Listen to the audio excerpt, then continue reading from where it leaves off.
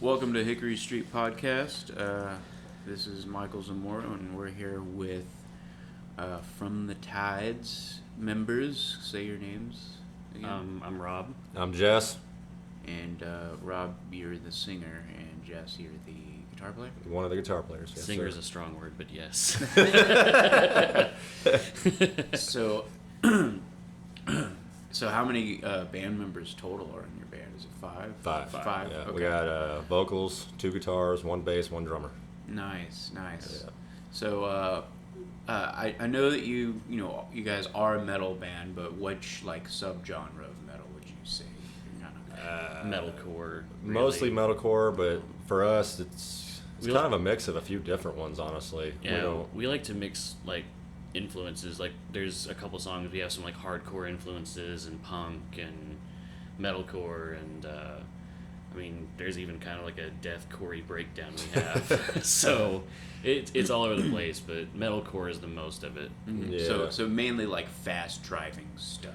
Mostly. We kind of hybrided the faster, kill switchy single picking stuff with a new style breakdowns. I see. Okay. Stuff like that. So, yeah. What kind of bands are you guys interested in whenever you started playing your instruments or started realizing you wanted to be musicians? For me, when I first started singing, it was Green Day. Green Day was my life. Really? Yeah. Nice. I Me love too, Green Day. actually. so Green Day got me to sing, and then when I started learning screaming and stuff, it was Devil Wears Prada, Attack, Asking Alexandria, Bless the Fall, all those Early Asking Alexandria. early Asking Alexandria, yeah. Well, those from 2000, Under Oath is another one. 2006 Oh man, to I totally forgot about Under Oath. Oh, dude.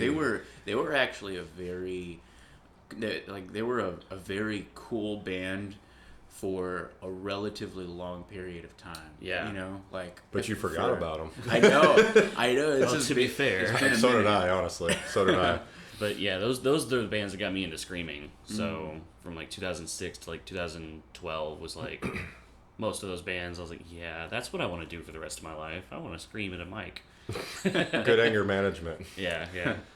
My main influence when I first started was Pantera, man. Dimebag Darrell is untouched, unmatched, forever. Yeah. Whenever I first started playing guitar, I was actually interested in metal first because I didn't really want to be a singer. I just kind of ended up becoming one because finding a singer is so goddamn hard. Very You ain't lying. Armstrong of you. Yeah. So It's hard. But I was really into old school metal, so Pantera, Sepultura, Megadeth. yeah, Man, I love that older Metallica. stuff. I remember learning all. Those I grew Metallica up songs. listening to a lot of the classic rock and stuff, and then when I started playing guitar, my cousin kind of hey, classic rock's cool, but listen to some of this stuff. And I did. I'm like, oh, yeah, okay. Okay. I'm about it. And then the first real band I joined, actually, I was so into Pantera, and I could play a lot of this stuff note for note. The live versions and the album versions. Wow, that's And they impressive. call me Mini Dime. I was like, no. I appreciate it, but no. But these days, Ice Nine Kills, the 2 newest albums. Bullet, Slipknot, Killswitch, Trivium. Trivium. I love was really guitar into harmonies, Trivium man. for a while, man. We do guitar harmonies. You'll see that tonight. Okay. Yeah. Can't get enough of them. Yeah, Trivium's really good about that. And so is Killswitch Engage, actually. So, They are yeah, good, do. man. Yeah. I love the screaming, singing mix a lot. Yeah. Trivium, I'm trying to think. It was the mid-aughts. It was 2012 to 2016. They put out some really solid material. Oh, man. My favorite album by them is probably Shogun. Okay. Yeah. God, I love Shogun. Yeah. It's so good. That's a good one. So, as far as the songwriting process, being 5 members in a band, I'm sure that there's a lot of cut and copy and kind of moving around parts between all 5 of you. How long would you say it typically takes to craft a song where you're okay, this is finally done? Well, at first, I already had several songs ready to go when we got together with him and the drummer. And me and the other guitar player did. And We actually just wrote another song for the first time. And it took us like what? An hour and a half. Yeah. I'm sure it won't always be like that. We wish. Yeah, like sometimes it's. I mean, all 5 of us. I feel like I can speak for all of us and say that we're pretty good at what we do. So it's very easy to like play something in our room and like for instance, Alex will go, "That was cool. Try this," and we'll sit there and just like craft it for a while. And of course, it'll change, it'll morph and change as we move along and start playing it more often. But I mean, we did that with the songs you had written. Yeah, we did. We morph them as time moves on, and so I mean, it just kind of depends on the song and how organically it comes, I feel. Yeah, but it also helps, man. You know, I think we've all been doing this a while, and we've jammed with people that just don't click with you. Yeah, you know, that happens. It helps when you do, and I gotta say, man, we all click and sync really, really well, and that helps a lot, a whole lot. That's kind of rare for a 5-person. It is very rare. Usually there's always like one member or like, oh gosh, man, is he really going to come up with that idea right now? like, that's what you want to do, really? And we know we don't argue. I mean, we haven't even been a band for a full year yet, but normally, I can't speak for them, but normally I'm already butting heads with somebody, like, God, you know? Yeah. But we haven't, that hasn't happened here. Like, we'll have our disagreements. Oh, I think that sounds better. Oh, no, I think that sounds better. But then, I think that helped because we're all understanding that we just want what's best for the band. Right. And it's good to have that many people's different inputs, too, man, because then you get the best of all of it. Yeah. There's been certain things that I've come up with, and see, the songwriting process is, like, for my band is pretty much mainly me, and like there's some song ideas that I don't even bring to our bass player Clint, but you know, there's whenever I do bring him something, if there's a part that I kind of am iffy about, you know, he'll kind of dissect it, and it's, you know, it's a very like Paul McCartney, John Lennon relationship between us in a lot of ways, you know. Hey, it's man, like, worked for them. Yeah, I know, right? But like, you know, even in the Beatles, which was like they were a 4-piece band. 4-piece, yeah. It was mainly those 2 guys, Mm-hmm. and so in a 5-piece band, the fact that like all of you guys are contributing and part of the songwriting process, because like my dad actually plays metal. He's played in a metal band since before I was born, and he plays bass, and so his thing isn't necessarily like, you know, like writing awesome bass parts. It's just kind of taking what the other people in the band are doing and piecing the song together as a whole. Like that's sort of what he's good at for the most part. But you know, in his case, it's like, you know, you can, as a bass player in a metal band, a lot of time you're not doing that much. Like you can do a whole lot, and some styles of metal like definitely call for that, you know. So how does your bass player fit into the mix? Because I know that like some bass players try to stick out, and like some bass players kind of like to just let the song go. I think I can speak for all of us and say getting him in there was, it took our sound to a whole nother level. Yeah, he does the singing, a lot of singing in the songs. Okay, I mean, I think again we can speak for all of us when we say like we want to hear him. Yeah. But it's not like overwhelming bass.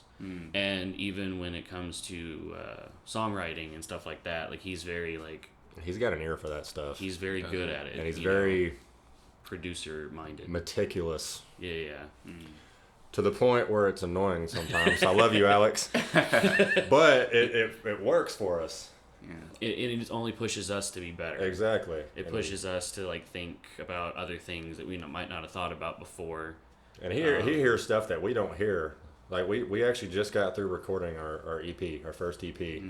And he's like, "Oh, I don't have that much stuff, like revisions wise, you know." Freaking sends a list. I'm so glad it wasn't that much, but it's good. I read it It's because I wasn't hearing a lot of that. Yeah, and he wasn't hearing a lot of it. And I went back and listened when I was reading along with his notes. I was like, oh, okay.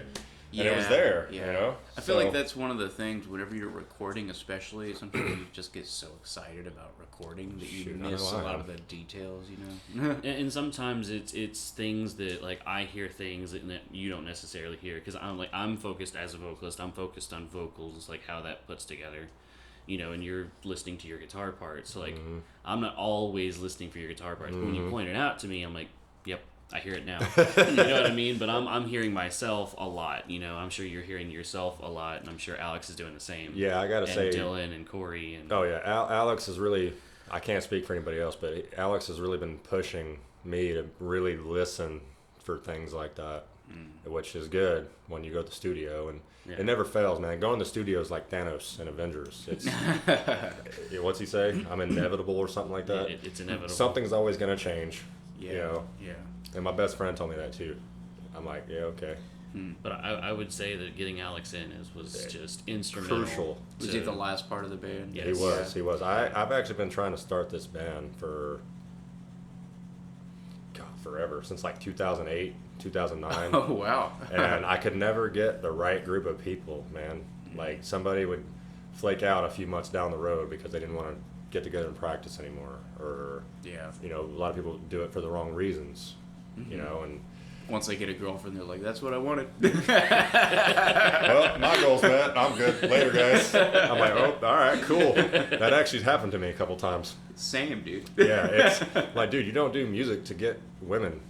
You know, like you do music because you love music. And that's why I do it anyway. You know, I'm not everybody in the world though. So, but it just wasn't working out. And my old bass player, Kevin St. John, he was in here. He stuck with me for years, but he just got to the point where he couldn't keep up with the schedule. When I got with him and our drummer Dylan, and we practiced every week, 3 or 4 hours, and he couldn't do that anymore.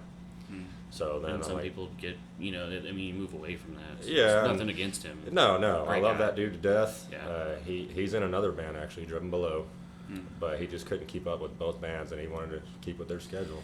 Yeah, being a metal musician and trying to do 2 bands, it's hard. That would be ridiculous. It's difficult. He was actually in 3 bands at one point.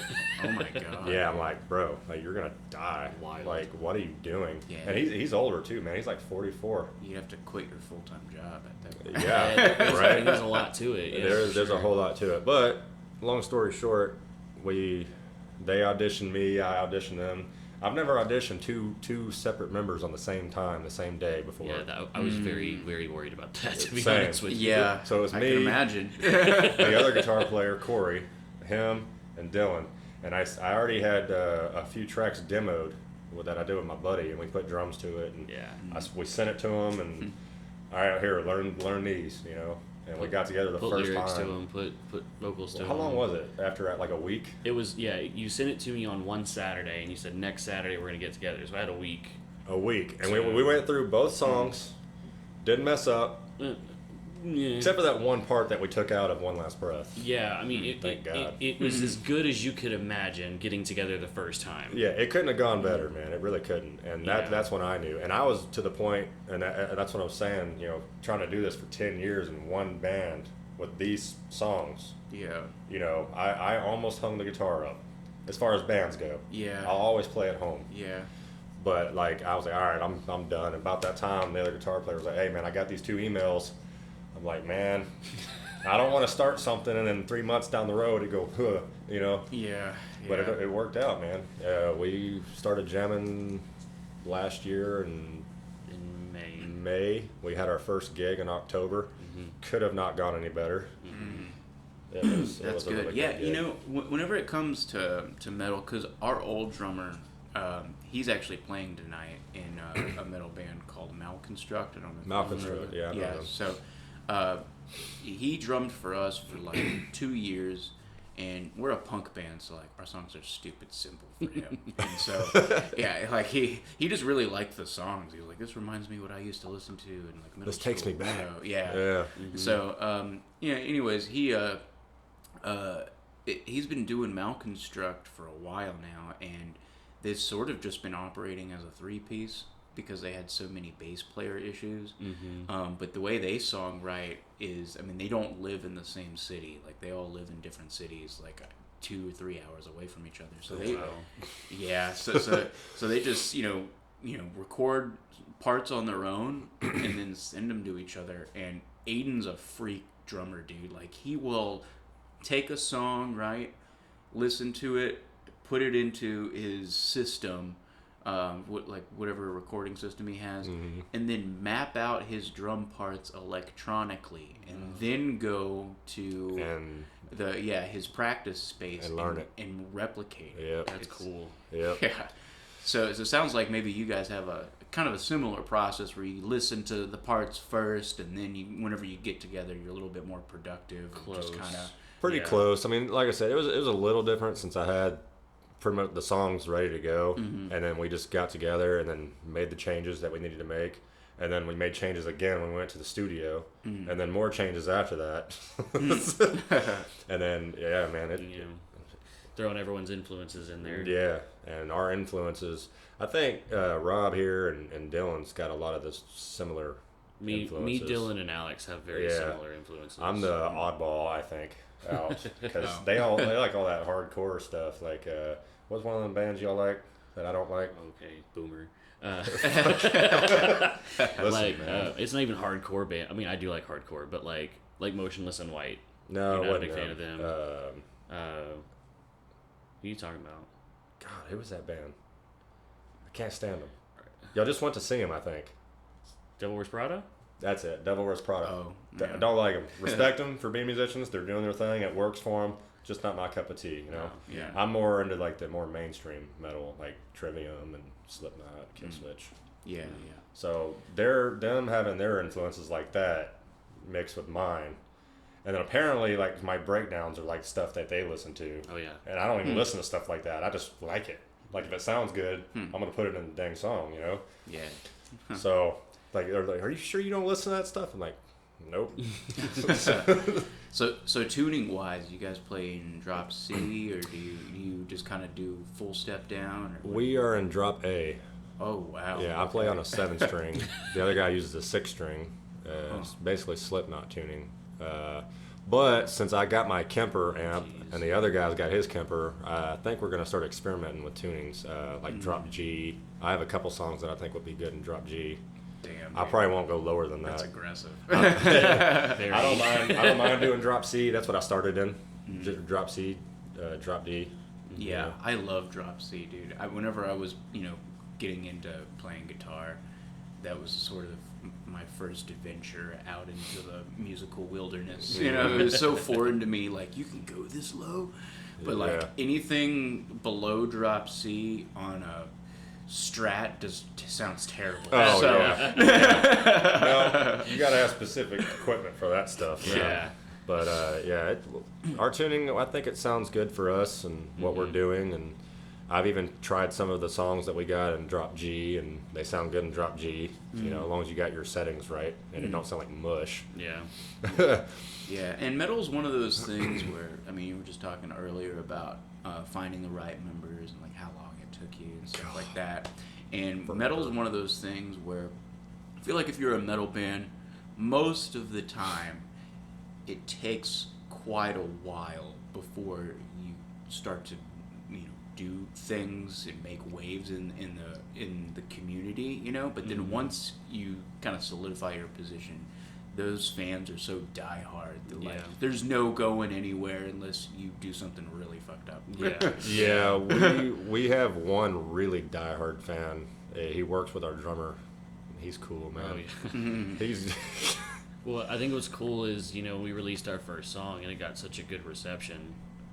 I feel like once we start releasing this new stuff, which is in a phenomenal couple of months, it's so much better than our first song. God. We're gonna hopefully start releasing stuff in the next couple of months. I think we're going for next month sometime April for our first single off of it. Nice. Do you have a title for the EP already? We have a working one. We don't know if it's gonna be the permanent one yet. Yeah. Okay. We're pretty heavily on it though. Yeah, so. we like it. Why don't you talk about what we're kind of about and what we stand for? Is it a concept? It is. It kind of. So the EP name, I guess I can just say it because I guess we're just gonna work with it. Is Behind the Empty Smile. Okay. A lot of our songs are based around mental health and kind of what it means to be like kind of on both sides of it, you know. And so like the concept, the idea of the album is, you know, we put on the empty smiles in front of everyone else, you know, but what's behind us, you know, how are we dealing with it? And so a lot of our songs are about that. That's a cool title too, because it's not like a saying you would hear. You know what I mean? It's almost as, you know, resonant as, you know, just some of the like the cliche sayings you might hear around mental health. Yeah. So that's cool. And you know, that's a really important thing right now too. Just kind of socially, I don't think anybody really expected for technology to have this effect on us, you know, but it's sort of bleeding into a second generation now, because I'm a millennial, and so it affected our generation. It did. But It really did. we were sort of, so like for me, I'm like technically like the youngest millennial. I'm like at the cutoff. I was born in '94, and so I still grew up without social media or anything or technology. But like, I think it was around 10 whenever I was like 10 years old whenever MySpace became a thing. Yeah. And like my parents didn't know what it was, so I still got on MySpace, and I even sort of like realize now as an adult how that sort of affected some of like my coping mechanisms, just having access to some kind of social media like that. And that was just MySpace, which was in its most archaic form. And it's prime. so now It's like Facebook, Twitter, Instagram, Snapchat. There's so many different platforms. Man. And it affects you so many different ways. Like Instagram, you know, I mean, I've felt it. You know, you post a picture and you get 2 likes, and you're like, okay, I guess I'm ugly. You know what I mean? Like, well, that sucks, you know. Right, but like, you get the next one, and it's like 30, 40 likes, and you're like, man, that's feels a good picture. That feels good, you know. And then the next one again, you get 3. Yeah. It's almost like It's being a musician. It's like whenever you play a show in front of, you know, hardly anybody, it's really easy to just kind of be like, oh, I suck. I should stop this. You know. And then whenever you play a good show, it's really easy also to, you know, think like, oh yeah, I'm doing something. But man, the things are so inconsistent right now. As far as the arts industry goes in general, like you could be on top, and then 2 days later, nobody knows who you are. Yep. You really have to stay consistent in what you're bringing out and what you're doing, because if you slack off, you know. But I mean, it could happen even if you're not slacking off. Like it could change like that. Yeah. Yeah, That's someone just comes how up with music is. something more revolutionary or more just bigger and better than you just did, and it's like, well, now your last last week's news is this new person or new band or whatever. It's crazy. It's our attention spans are so small that we'll just flock to the next big thing, whatever it might be. Yeah, it just changes so fast. So I see you have a Trinidite shirt on. So you're friends with them? I am, man. I like those guys. Cool. They're really humble guys. They're really cool, man. I like their music personally, but yeah, check them out, man. All right. Yeah, well, they're playing tonight. So. They are right after us. They're actually. I think we've gotten. How many shows would this be with them, I Rob? don't know. Like 5, 6, and they're always right before us or right after us. Really? Always. That's cool. So how many gigs do you guys typically book right now? Are you booking fairly frequently? Yeah, we try to do once a month. We had At least once a at month. least once a month. Like if something big pops up and say, "Hey, y'all want to play it?" Well, I mean, yeah, sure, we'll play it. You know. There's been a couple months we've had 2, but Can we talk about the June thing? Or what we're trying to get on? no. Probably shouldn't unless it's No. official. Yeah. No words on that. Yeah, don't jinx it, man. Oh yeah. No words on that. Well, cool. Thanks for coming in, doing this. I'm excited to see what the turnout is today. Yesterday it wasn't too great, but I think that had a lot to do with just being the end of the week, and It's a Friday. It's Friday in Fort Worth, man. If it would have been in Dallas, it would have been much better. yeah. Well, also most of the artists that were on yesterday, they were acoustic artists, and so I purposely did it that way. I wanted like kind of the chill music Right. on Friday, and then Saturday, just a lot more of the aggressive, loud stuff. Oh, yeah. Because that's what I'm into. So. Awesome. Same. Yeah, I mean, it's good, man. It doesn't. I don't think metal gets the recognition and credit it should have. Mm-hmm. People it gets a bad name because it's the screaming styles and Satanic shit. exactly. And honestly, Some lyrical content. but like if people would actually just pay attention to most lyrics and most metal bands, that we do stuff about stuff that's real. Like us and the mental health stuff and. I mean, I don't know, man. I wish people would give it more of a chance and be more open to it. Mm-hmm. Hopefully someday. Well, thanks for coming in, and I'll see you guys at the show. Yes, sir. And Awesome. thanks for listening to Hickory Street Podcast.